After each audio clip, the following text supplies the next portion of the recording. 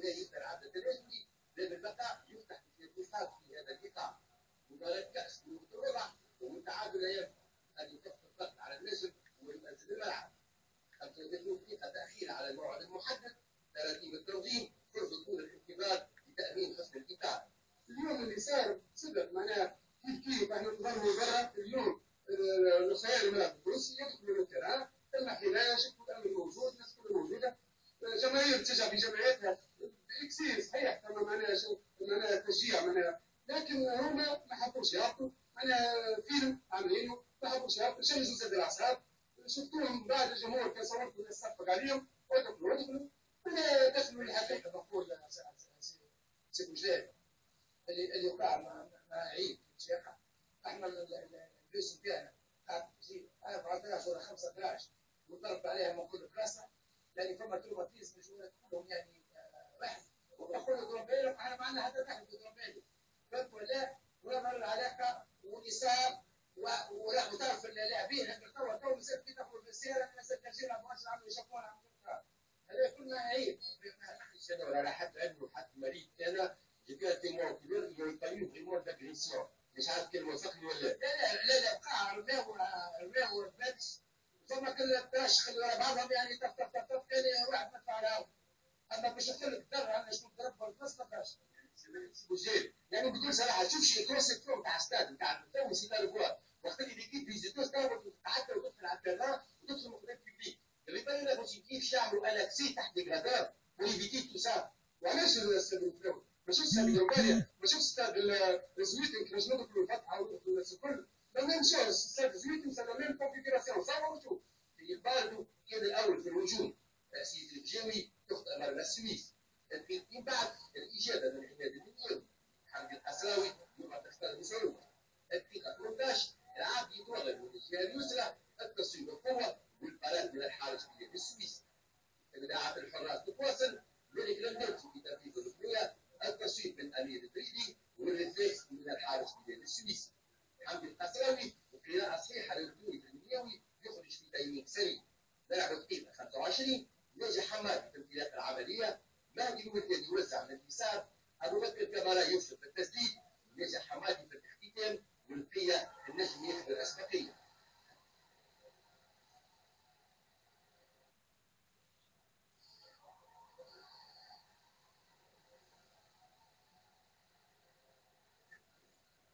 حدث ما اثرش على معنويات الرياضات اللي حاولوا استغلال الكره الثابته كمصدر قوه نجم المكان كيف يعود لحضورات الملابس ليستقيم بالاهداف عماد المنياوي في حوار متواصل مع حمدي القسراوي اللي يحط فيه في الميزان ويفسخ الهدف الدوري الملعب التونسي كان قريب من التعديل الرفريج من العوني وبلال السويسي وتفكير الكوش حراس في الشوط الاول كانوا فيه تحت الاضواء الشوط الثاني يصبح اللعب مفتوح من الجانبين النسق على طريقه التهديدات المنياوي وجه لوجه والقسراوي يتستر تصوير ضعيفه الدقيقه 57 العاب يمكن العاب وحتى محمد بن علي ما احسنش يستغل الكره لرجع في بعد مباراه ممنوعه على اصحاب القلوب الضعيفه صاحب الهدف الوحيد ناجي حمادي ينفرد بالحارس ويجمع عباس يخلي زملائه في المباراه العارضه مره اخرى ركنيه بلاد البلشي توصل الحارس السويسي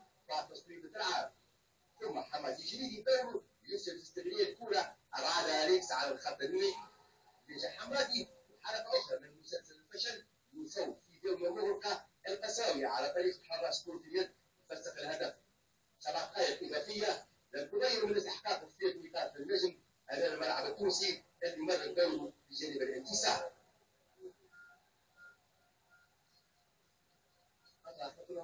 مقابلة سابق زي معناتها مقابلة معناتها نتاع معناتها السبوع معكم في منطقة زاد معناتها ما سكوش استحقاق الملعب التونسي الملعب التونسي اليوم معناتها قدم مقابلة ممتازة جمعيه فيها متحقق المكان اللي فيها سيستقبل بالنظام معناتها ترتيب باستعاده سليمه الحمد لله يا ربي معناتها عرفنا نتحكموا مع صاحبنا زاد ماكينه في وقت ممتاز على خاطر جايين ماتش كنا نحبوا احنا بوستوار تطلق صبر اللاعبيه خرجوا من المقابله قبل ما يدخلوها ما كانوش يلعبوا في مقابله دخلنا في 40,000 تفرج مع جماهير مكان كل حاجه كان في وسط الملعب اللي كان مفتوح ما فوتش علاش كان مفتوح نلقاو احنا حافظ في وسط الضرب شفنا كل شيء، شفنا الهروات، شفنا السكاكين، شفنا كل شيء، وبعد تطلب المعطيه يا رب قدمت، انا كنت قدمت قاعدين نحكيو عليها. منهم موتنا مش ما نخصموش فرصات فقط، لكن المعطيه تطلبوا اصفر. ما نجموش نواصلوا البطوله بالطريقه هذه، ملعب التونسي في سويسرا وقت اللي نخسر واحنا نلعب بمرتبه ثانيه، نفوز وخصم والحكم ونخرجوا فرحانين ونثبتوا الخسائر نتحملوا الخسائر الهزيمه اللي كنا نخسروا. انا نرى صراحه ان سلطه الاشراف كلها الشجاعه وتوقفها البطوله هذه اللي كانوا مازلنا نسميوها بطوله.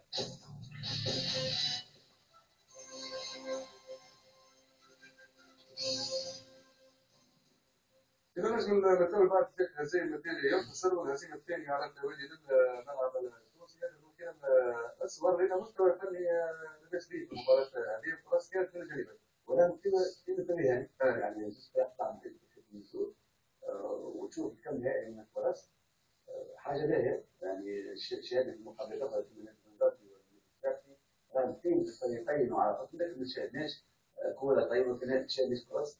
اليوم شاهدنا ابداعات تاع فرص، شاهدنا الكره على القائم العارضه بالنسبه للاعب التونسي، شاهدنا فرص مهدوره كذلك بالجمله الدوله. المقابله متاكده فيها فرص، كان فيها لعب.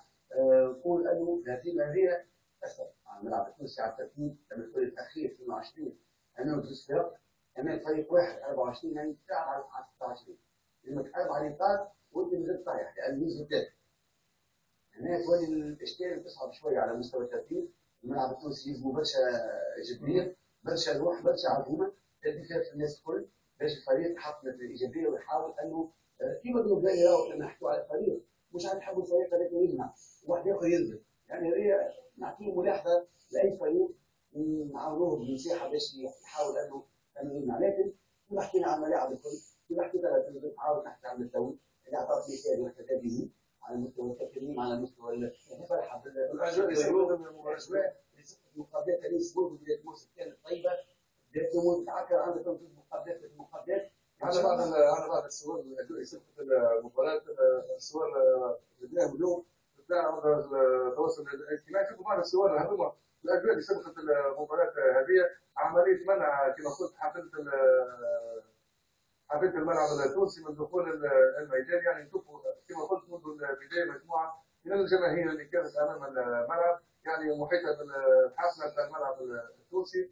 ما نعرفوش هي الاسباب، يعني كما قال رئيس جمعيه النجم المتاوي قال يرحبوا بهم، رحبوا بالجمعيه المتاوي. لكن نشوفوا احنا اذا كان ذكروا في الصور فما عمليه منع من دخول الحفله للملعب المتاوي. هذه حاجات مش مقبوله. راهو المتاوي كل فريق جاه اللي راح منه تكريم، فقال بالنادي الداخلي بدايه المقابله نتذكر كان تكريم وحسن مليح اشكال الهيئه والسيد الرجال منذ الموسم اللي فات نفس علاش هكا. اذا كان انا سمعت حتى محب مقابله المنستير من توزن قال كيما عملونا فنعملوه، لا مشكل كبير.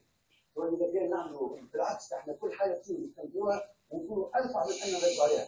المتساوي المفروض حتى اذا كان نقول عرض الى مدافعين او الى اي شيء في اي ملعب كما هم قالوا في ملعب بدون داعي، المفروض ان الجيش معاهم بالعكس يحافظوا على الهدوء نتاعهم ويستحوذوا على الثقه اللي خذوها نتاع الجماهير نتاع النوادي الكل اللي شاهد فيها الصور.